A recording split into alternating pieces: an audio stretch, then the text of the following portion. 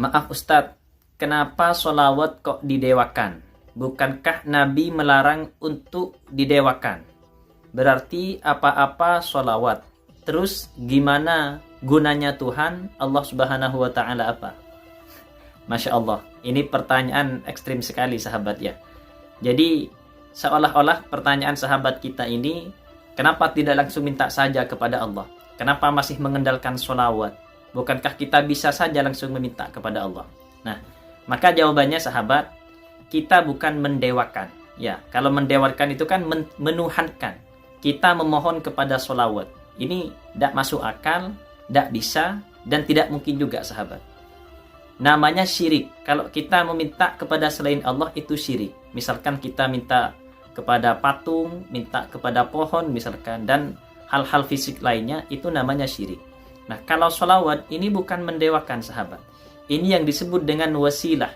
Sebagaimana di video sebelumnya saya katakan, wahai orang-orang yang beriman, kata Allah, ittaqullaha wabtagu ilaihil wasilah. Pertama, takutlah kepada Allah. Yang kedua, carilah wasilah. Wasilah itu perantara, tangga bagi kita untuk menuju kepada Allah. Tangga bagi kita agar doa-doa kita cepat diijabah kepada Allah. Sama halnya ketika ada pertanyaan, kenapa keluar kok masih bawa uang? Kok masih bawa ATM? Padahal kalau lapar, langsung saja minta ke Allah. Bukankah kita syirik? Nah, ini bukan syirik sahabat. Kita perlu wasilah perantara untuk mengenyangkan tubuh kita, perut kita. Caranya dengan membeli. Kalau tidak punya uang, maka dengan bekerja. Jadi bekerja ini bukannya kita menuhankan kerja, tidak. Tapi ini bentuk wasilah kita, ikhtiar kita, agar perut kita kenyang. Sama halnya dengan doa. Jadi agar doa-doa kita cepat diijabah, mengingat kita adalah manusia yang penuh salah dan dosa, al-insan mahallul khata' wan nisyan ya, maka kita perlu wasilah sahabat. Apa wasilahnya yang paling gampang? Ya sholawat. Walaupun banyak wasilah-wasilah yang lain. Orang sampai kepada tahap muqarrabin, begitu dekat dengan Allah, dengan banyak wasilah.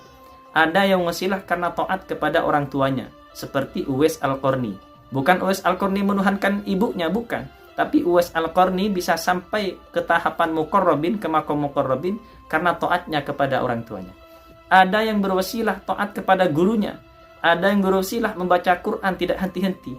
Ada yang berwasilah sahabat dengan dzikir yang lain. Nah, dari sekian wasilah yang paling gampang dan yang paling mudah diterima, yang pasti diterima oleh Allah, itu adalah sholawat sahabat ya. Karena kalau Allah memerintah amaliyah yang lain, Allah tidak mengerjakan. Tapi khusus sholawat, ketika Allah memerintahnya, maka Allah juga melakukannya. Di mana ini